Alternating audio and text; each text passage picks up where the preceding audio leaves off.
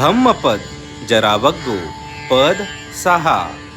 जीरन्ति वे राजरथा सुचित्ता अथो शरीरंपि जरंगुपेति सतंच धम्मो न जरंगुपेति संतो हवे सभ्भिपवेदयन्ति।